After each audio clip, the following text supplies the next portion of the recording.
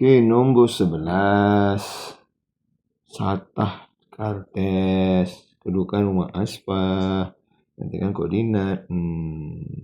So, jangan lupa ingat dulu ini. Apa dia? Asalan. Tahap kamu hanyalah ke kanan dan ke atas. Mulakan dulu dengan kanan, baru ke atas. Jadi, Afan ke kanan. Berapa kali? 1, 2, 3. Maknanya 3. Ke atas ke berapa? 1, 2, 3, 4. 4.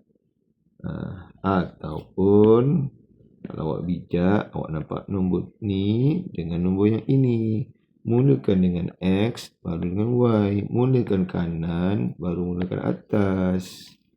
Gitu. Okey. Seterusnya tandakan titik M tu M51. So maknanya dia 5, 1. Maknanya garisan ni. Yang garisan ni. Mana yang bertembung? Ni.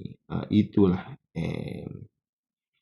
Okey, boleh? Alhamdulillah. Ni soalan ni? Tak ada.